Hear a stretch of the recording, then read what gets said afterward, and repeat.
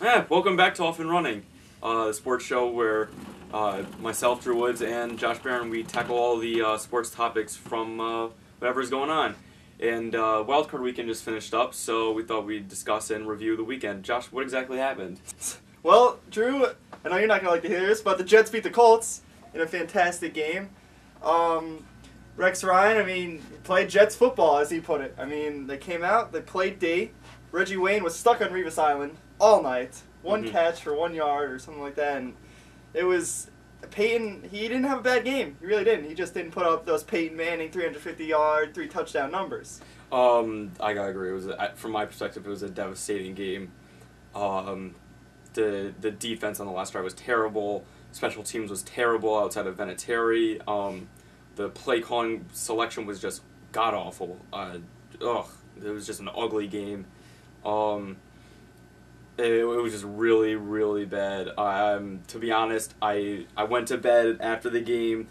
Probably stayed awake in my bed for 5-6 hours just thinking about the game, everything that could have possibly went wrong. And to be honest, I'm still furious about it. I thought 2 days later I'd be calmer about the game. It's still a disgusting loss. There was just so many things from the Colt perspective that went wrong in this game, and it was not the referee's fault. There was only, I'll tell you what, the referees actually had a good game. A lot of times, they did. They let them play. A lot of fans, say, well, the referees kill us. You know what? There was only one bad call I remember from the game, and to be honest, one bad call in the NFL was nothing. And that was when the Colts were driving. Tammy got hammered on the 10-yard line. Smith. Yeah, on the pass interference that wasn't. But outside of that, the referees didn't really impact the game. So they had a good game, but the Colts really just they killed themselves. They let the Jets play their style of football. But that's what the Jets should have done. We sat here the day before the game saying the Jets need to run the ball, and the first drive of the second half, that's what they should be doing not only all game but all season, when they just pounded it, maybe a little throw to Dustin Keller who helped them out on that first drive in the second half, but it was just pounded all the way down. And the Colts can't stop that. They can't stop. If you get in the NFL, if you get 5 yards on first down, just keep running it. That's all you got to do.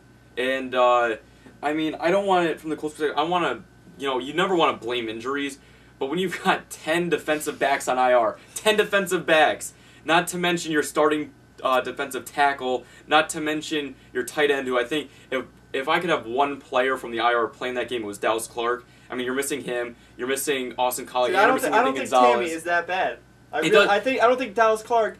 If Dallas Clark was on any other team, do you think he's as good as he is with Peyton Manning? What Dallas Clark does for this offense, he stretches the field vertically, and you cannot cover, because who on the Jets was going to cover Dallas Clark? No, it was going to be Bart Scott. Linebacker out there. A linebacker cannot cover Dallas Clark. It would have to have been one of the safeties, and that makes a huge difference. Because Eric Smith is awful. Without Jim Leonard, our safeties are nothing. Dallas Clark not having him last night, because Jacob Tammy does not have the speed Dallas Clark has, so you can cover Tammy with a linebacker, with a Bart Scott, or what other linebackers you wanted to put on him. You can't cover him with Bart Scott. It can't happen. Dallas Clark would have ate him alive, because you can't put him on him in the secondary. It would have been a safety. So I thought not having Clark was absolutely horrible. But we haven't had him for half the season, so there you go with that. 10 defensive backs. It's not like this Colts team I thought was going to go anywhere after Wild Card Weekend. I said they weren't even going to make the playoffs. So from my fan perspective, it was a nice little year, but this game should have been won. It was just so many things. As a Jets fan, when they hit that field goal with, a minute something left, typical Jets season. Just going to let you down. No, but again. I said at the time they left too much time on the clock. And I could not understand, it was one of those stupid scenarios that football teams get in, that they don't play to win. They play way too conservatively down the stretch. They knew that all they needed a field goal, and you got Vinatieri, who's money in the bag. They ran it on 3rd and 7. Why? You have to attack that team. You've got Peyton Manning. Let him throw the ball. It's 3rd and 7. Throw it. You don't run it. Awful play call. You're settling for a 50-yard field goal. You can't settle for a 50-yard field goal. What are you doing? If you're the Jets in that last possession, you got to have all the confidence in the world going with Mark Sanchez going into next week, letting him call that play to Braylon Edwards, where it has to be a perfectly thrown ball, which it was.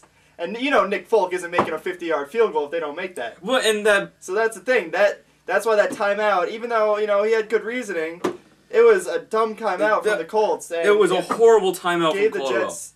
I still cannot believe they gave Mark Sanchez the ability to call whatever play he wants. I mean, you're talking about Schottenheimer, who dip and dump every play, and he let Sanchez go out there, call a curl pattern to Braylon Edwards, just makes the catch. Oh my God! It was all the confidence in the world. I could not believe that timeout, and his explanation after the game was saying, "Well, we wanted the Jets to call as much plays as they could, hoping for a turnover," which makes sense, but not in the playoffs. You cannot do that when they're driving a minute. You cannot do that when you've got their kicker is Nick Folk. I mean, that's such a huge risk. Their kicker is Nick Folk. The guy's a half a knucklehead. He had a stretch where he made 5 out of 12 his last 12 field goals during the season. I mean, when it comes to kickers, and I firmly believe that the act of kicking a football is a 100% mental process. It's not about physical, because they all can make the kicks. Yeah. It's all about mental, and Nick Folk is what I would call mentally fragile. There's a reason Dallas let him go.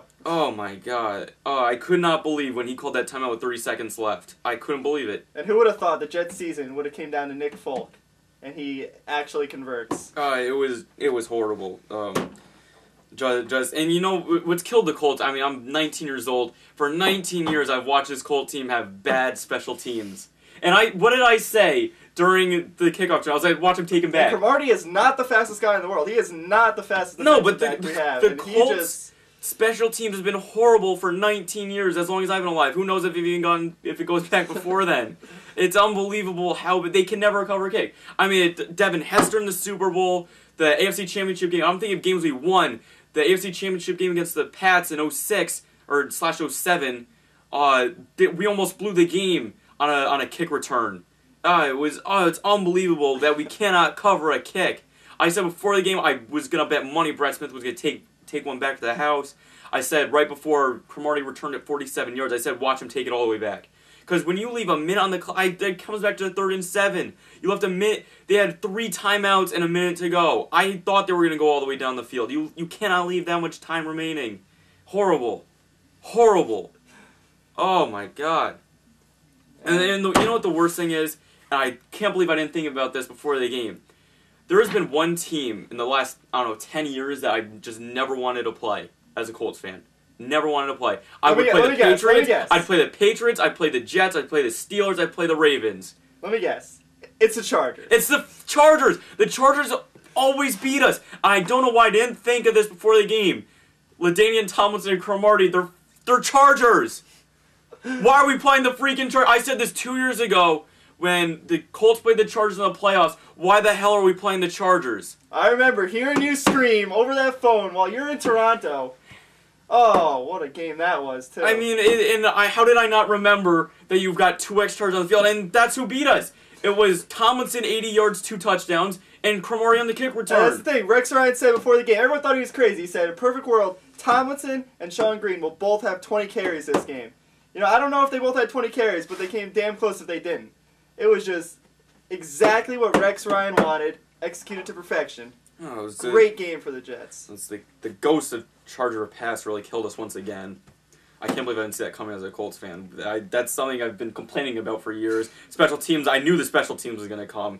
I mean, if the only thing that makes me feel better about the game is that I didn't think they were going any farther than Wild Card Weekend. I mean, I said it long ago. We're not making the playoffs. But the bottom line is they're there, and you're hoping for the best. Of course, you always hope for the best as a fan. I mean, if you're a Panther fan, you're hoping to win more than 2 games. You're still going to be upset either way. Oh, you're absolutely. There, and you have the chance to advance. Absolutely, and that was a winnable game. You can't say that. It's an absolute winnable game. It's frustrating beyond belief. The Caldwell, I mean, the challenge a minute into a game. You don't. What was that? I forgot all about that. Oh my God. Under any circumstances.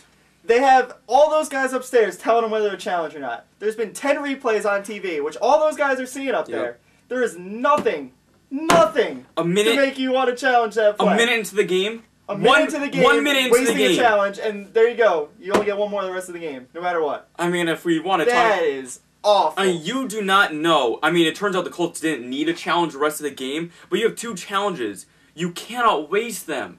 You can't. Especially on something like that. I mean, you get them both right, you get a third. But there is no evidence at all that you're going to win that challenge. There's two things you cannot waste in the NFL. You cannot waste any of your challenges, and you cannot waste any of your timeouts in the second half. You cannot waste them. They got to be treated like gold.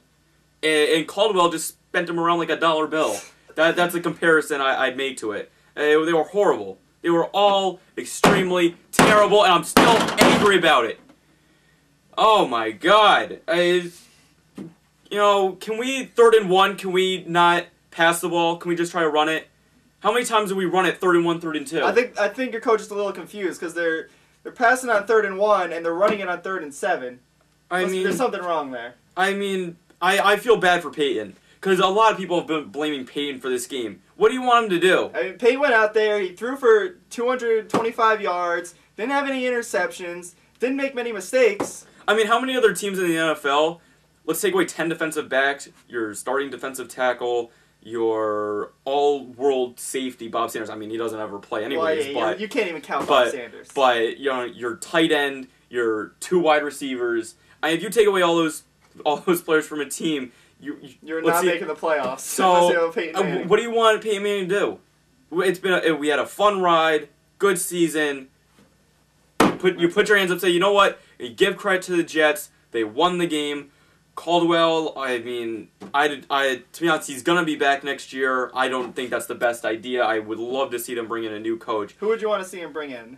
I think Caldwell has not done that bad of a job. I'm curious to see who you would want as the Colts coach. It pains me to say this, but a guy. Did they bring in John Gruden?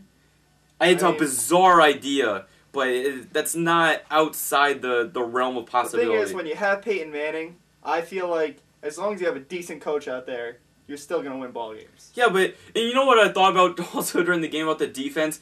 This defense is like watching a painful death. The Colt defensive philosophy is, yeah, we'll let you score, but we're going to let you have 10-minute drives and just come all the way down the field. We'll get you 5 yards, 6 yards. We'll let you have it as long as we don't give up the quick scores. It's painful to watch. And I'm surprised because the last 3 or 4 weeks, Colts' rush defense has been fantastic. They haven't let the star players, like the Chris Johnsons of the league, rush for more than 50 yards. McFadden, Jones-Drew. Jones-Drew. None of these guys are rushing more than 50 yards. And the Jets just come out, they run the ball, they get their 8-9-minute drives, they run it like they want to run it, and they score points. It baffles me how you can be so good for 3 or 4 weeks, and then I don't know what the Jets are doing differently. I know DeBrickashaw is a good tackle, but he's not that good. What they did, and they ran it to the right side, which is what they should have done. Our defensive tackles, they're okay. Muir and Mola, they're okay. They're not outstanding by any means. The linebackers, again, were undersized. Safeties, secondary, we're on 11th and 12th string. So it's a very vulnerable defense. We've played well, but when you play a hungry team like the Jets, it's what happens. They just ran it all down our throats in the second half. And kudos to Jets. I felt good at halftime. It was 7-0, and then second half was just all downhill. See, as a Jets fan, you also felt good at halftime that it was just 7-0 because you're coming into this game thinking Payton could light us up. He could throw for 21 points in the first half, and we might score 3. Yep, it's absolutely true. I think the key to the game was really just bad coaching from the Colts and very bad play selection. And you gotta give credit to the Jets though. They flat out won the game. I can't sit here and say the Colts were robbed because they weren't. The Jets came out and won the game. So kudos to them. And there'll still be the haters out there. Absolutely. Jets backed into this win. Yada yada. But you know what? Bottom line is they come out and they win the game. And no matter how they do it, a win's a win. Yep. And Mark Sanchez keeps pulling them out. So. Absolutely. And so that's our opinions on the Jets and the Colts. And stay tuned to more of our videos. And stay tuned to Twitter on our Twitter page. That's off and running with 2 G's at the end. And you'll hear more of our opinions soon. Let's go get a goddamn snack.